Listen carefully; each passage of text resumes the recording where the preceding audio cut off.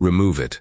The voice, sharp and imperious, cut through the murmuring quiet of the courtroom. Judge Harrison, a man whose tailored robes seemed to amplify his natural arrogance rather than lend him an air of judicial wisdom, stared down from his elevated bench. His gaze was fixed not on the face of the man standing before him, but on the simple, six-pointed star that lay against the old man's chest. The light caught the pale blue of its ribbon, making the words "for valor" etched into its heart seem to pulse. "This is a courtroom, not a parade ground. Your decorations are not welcome here." Donald Shepard, 84 years old, did not move. His hands, gnarled by time and labor, rested calmly on the worn wood of the defendant's table. His back, though stooped by age, was ramrod straight. He had faced down far worse than the petty tyranny of a black-robed official. His eyes, the color of a faded sky, held a placid stillness that seemed to absorb the judge's hostility without reflection. He simply stood, his presence a silent testament to a life lived beyond the narrow confines of this room. The bailiff, a burly man with a nervous twitch, took a hesitant step forward. "Sir, you heard the judge." Donald's gaze did not waver from the judge, a silent, unwavering force against a loud, hollow authority. The air crackled with a tension that had nothing to do with the minor traffic infraction they were there to discuss. The charge was simple, almost laughably so. Donald Shepard had been cited for an expired registration on his vintage motorcycle, a machine he had lovingly maintained for over 50 years. He had not contested the ticket, merely requested a hearing to ask for a reduction in the exorbitant fine, a fine that would take a significant portion of his modest pension. He had entered the courtroom with a quiet respect for the institution, a respect that was now being systematically dismantled by the man presiding over it. Judge Harrison leaned forward, his voice dripping with condescension. "Mr. Shepard, is it? Let me be clear.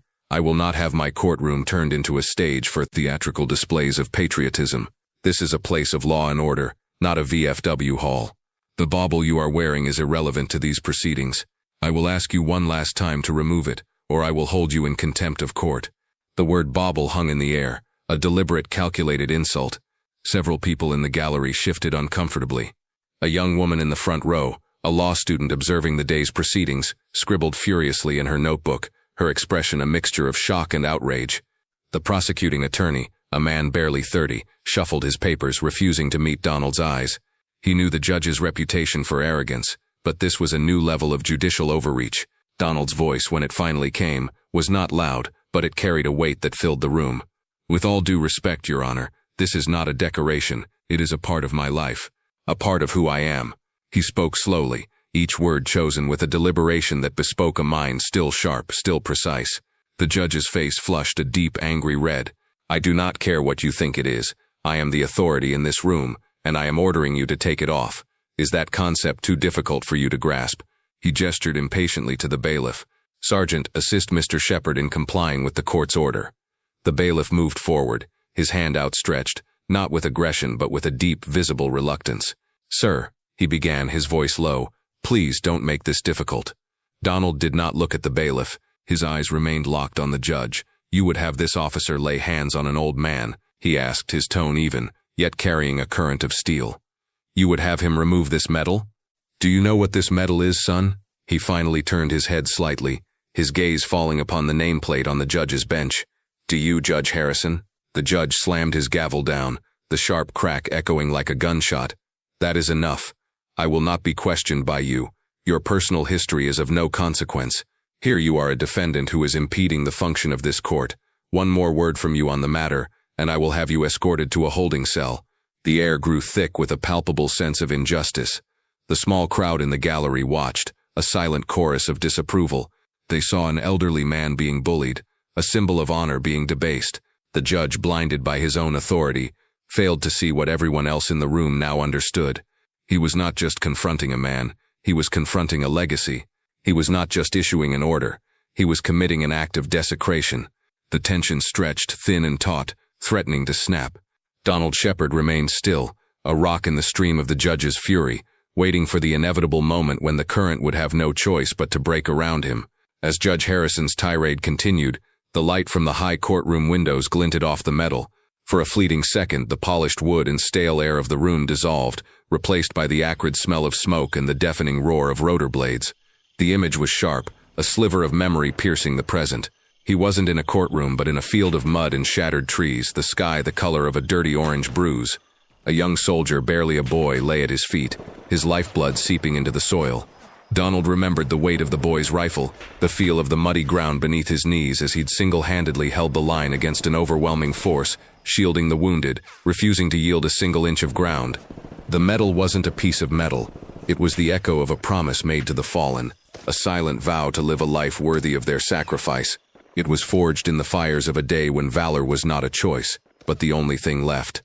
The memory faded as quickly as it came, leaving Donald back in the sterile quiet, the judge's angry words a meaningless drone against the thunder of the past. In the back of the courtroom, a young man in a crisp Air Force uniform sat ramrod straight. He had been there for a minor civil matter, a dispute with a landlord, now long forgotten. He had watched the entire exchange with a growing sense of disbelief that quickly hardened into a cold, focused anger. He did not recognize Donald Shepard personally, but he recognized the medal. Every person who wore the uniform knew what it was. They knew its history, its meaning, and the almost sacred reverence it commanded. To see it so publicly disrespected, so carelessly dismissed as a bauble, was an insult not just to the old man but to everyone who had ever served. He watched the bailiff's reluctant advance and the judge's smug, self-satisfied expression. He knew he could not intervene directly, that to do so would be to invite his own charge of contempt, but he also knew he could not do nothing. Quietly, he slipped his phone from his pocket, keeping it low and out of sight. His fingers flew across the screen, his thumbs typing a rapid, urgent message. He knew exactly who to contact. A friend of his, a captain who worked as an aide to the commanding general of the nearby military base, Fort Hamilton. The base was less than 20 minutes away. His message was short, stripped of all but the essential explosive details. "Sir, I am at the county courthouse. A Judge Harrison is ordering a Medal of Honor recipient to remove the medal in open court. He is threatening him with contempt. The veteran's name is Donald Shepard." He hit send, his heart pounding in his chest. He did not know what would happen, if anything. An aide to a general was a busy man. The message might not even be read for hours, but he had to try. He had to bear witness and sound the alarm. As the judge continued his berating, the young airman felt his phone vibrate in his hand. A reply, faster than he could have ever hoped for. It was a single terse sentence. "Stand by. The general is on his way." The airman read the words and a slow, grim smile spread across his face. He settled back into his seat, his eyes now fixed on Judge Harrison. The judge had no idea. He was a man standing on a trapdoor, blissfully unaware that a hand, a very powerful hand, was reaching for the lever. The quiet hum of the courtroom was about to be shattered. 20 miles away, in the hushed, orderly office of Major General Marcus Thorne, the commander of Fort Hamilton, a phone buzzed. Captain Miller, the general's aide, glanced at the screen, his brow furrowing at the text message. He stood up a little straighter. "Sir," he said, his voice cutting through the quiet diligence of the office. "You need to see this." General Thorne, a man whose face was a roadmap of a life spent in service, took the phone. He read the message once, then a second time, his expression hardening from one of mild curiosity to disbelief, and then to a cold, focused fury. He looked up, his eyes like chips of granite. "Shepard? Donald Shepard? Are we sure?" Miller was already typing on his computer, his fingers a blur across the keyboard. A few seconds later, he looked up. "Yes, sir. Donald Shepard, Sergeant First Class, retired. He lives just outside the city. His file confirms it. Medal of Honor, awarded for actions in the Mekong Delta, 1968. Thorne stood up, his chair scraping back harshly. He was a tall man, and his sudden movement seemed to make the large office shrink. "Get me the base legal officer, now, and have my vehicle brought to the front. We are leaving in 2 minutes." He strode over to a display case on the wall, where several flags were neatly arranged. He opened it and took out the flag of a 2-star general, a flag that was only displayed on his vehicle when he was traveling in an official capacity on a matter of the highest importance. He turned back to Miller, his voice low and dangerous. "And get me a direct line to the state's Judicial Conduct Commission. I want to speak to the head of it. Tell them it's an emergency." The name Donald Shepard had acted as a thunderclap in the quiet command post. It was a name spoken with reverence, a name that carried the weight of legend.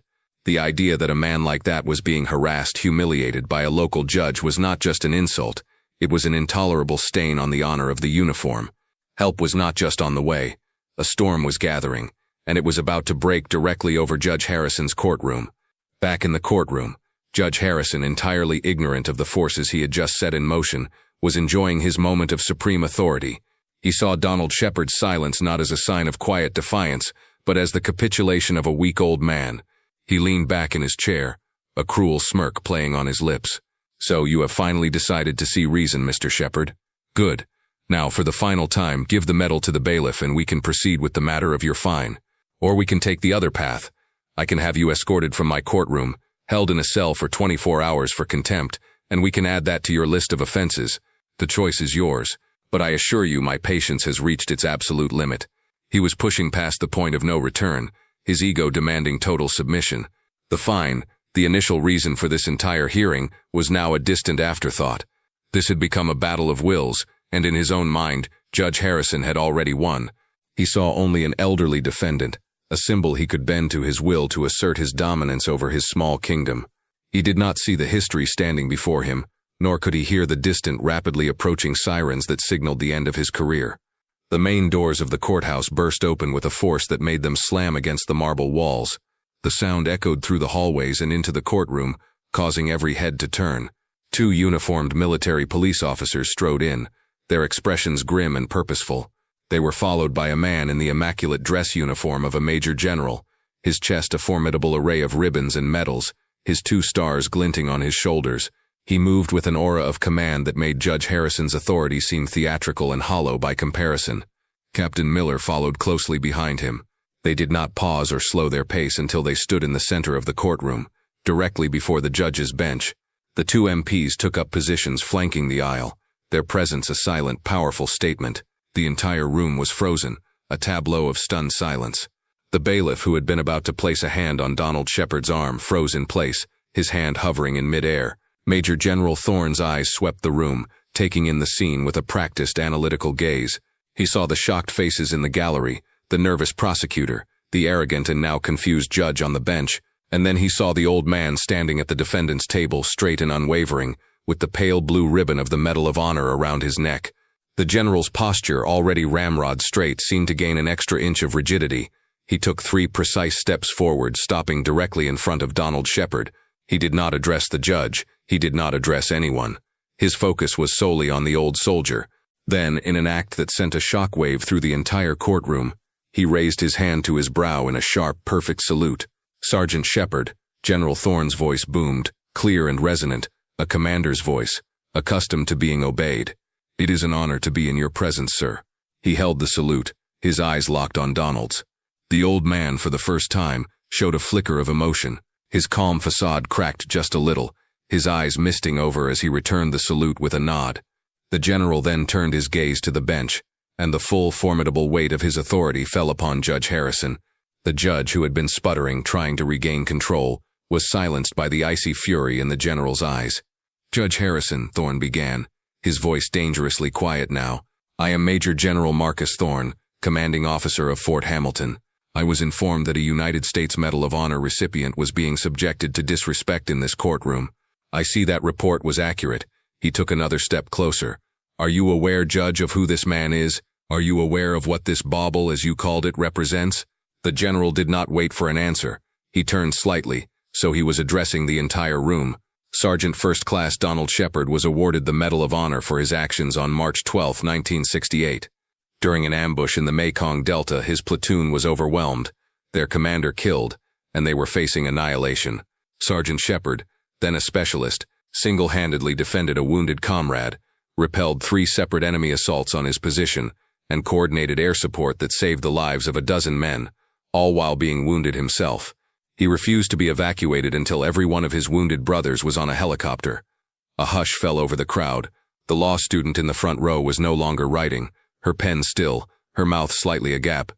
The young prosecutor looked down at his shoes, a flush of shame creeping up his neck. The bailiff had slowly, almost reverently lowered his hand and taken 2 steps back from Donald. The general turned back to the judge. "That medal is not a piece of jewelry, Your Honor. It is a symbol of courage and sacrifice that is beyond the comprehension of most men. It is awarded by the President in the name of the United States Congress. An insult to that medal is an insult to every man and woman who has ever worn the uniform of this country. It is an insult to the nation itself." Judge Harrison's face had gone from red to a pale, sickly white. His arrogance had evaporated, replaced by the dawning, terrifying realization of the magnitude of his mistake. He opened his mouth to speak, but no words came out. He had picked a fight with a quiet old man and had, in doing so, brought the full weight of the United States Armed Forces down upon his head. The salute, the recitation of valor, the cold, hard stare of the general, it was a public vindication so total, so overwhelming, that it left no room for doubt about who held the true authority in that room. General Thorne now stood directly before the bench, his voice dropping to a low, menacing tone that was audible only to the judge and the court recorder. Your behavior today, Judge Harrison, has been a disgrace to your office. You have abused your authority and brought shame upon this court. I can assure you that a formal complaint will be filed with every relevant oversight committee before I return to my base. I imagine the media will also be very interested to learn about the day a judge tried to strip the Medal of Honor from a national hero over a traffic ticket. He then turned back to Donald Shepard, his expression softening. Sergeant Shepard, on behalf of the United States Army, I apologize for the disrespect you have endured here today. Donald simply nodded, his quiet dignity still his most powerful shield. He finally spoke, his voice calm and steady, not to the general but to the now trembling judge. It was never about me, Your Honor. It's about what this represents. It represents the ones who didn't come home. That's all. It was a simple statement, free of anger or malice, a lesson delivered with a grace the judge had shown he could never possess. It was the wisdom of a man who understood the difference between power and honor, a lesson that had just cost Judge Harrison his career. As Donald spoke, the image of the medal in the courtroom momentarily dissolved, replaced by a scene from decades earlier. A young uniformed Donald Shepard stood in the Oval Office, his hands trembling slightly, not from fear but from the overwhelming weight of the moment. The President of the United States was placing the pale blue ribbon around his neck. The weight of the medal was heavy, but it was nothing compared to the weight of the memories it represented. It was a moment of profound honor, but also of profound sorrow. The President's words were a blur, but the feeling of the cold metal against his uniform was a sensation that had never left him. It was a tangible link to his past, a constant reminder of the price of valor. The origin of the symbol, born in the highest office of the land as a recognition of the highest sacrifice, made its desecration in this small courtroom all the more obscene. The fallout was swift and absolute. Before the end of the day, news of the incident had spread like wildfire. The local television stations picked it up, and by nightfall, it was a national story. Judge Harrison was suspended from the bench pending a full investigation by the Judicial Conduct Commission. The investigation was a formality. Faced with a formal complaint from a two-star general, dozens of witnesses, and a firestorm of public outrage, he tendered his resignation within the week. His career, built on a foundation of arrogance, had been demolished in a single morning. The traffic ticket for Donald Shepard was immediately dismissed, with a formal written apology from the Chief Justice of the state's Supreme Court. The court system also announced a new mandatory training program for all its judges and staff on military protocols and the proper respect owed to national symbols and veterans. A few months later, a man in a simple suit and tie approached Donald Shepard as he was polishing the chrome on his beloved motorcycle in his driveway. It was the former Judge Harrison. He looked smaller, diminished, without his black robe and his elevated bench.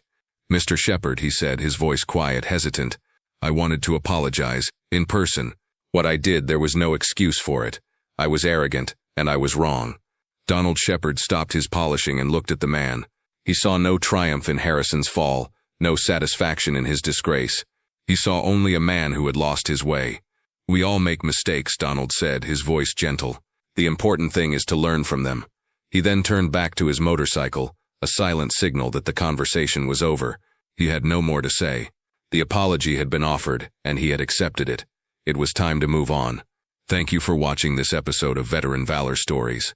If this story moved you, please consider liking this video, sharing it with others, and subscribing to the channel for more true stories of unassuming heroes.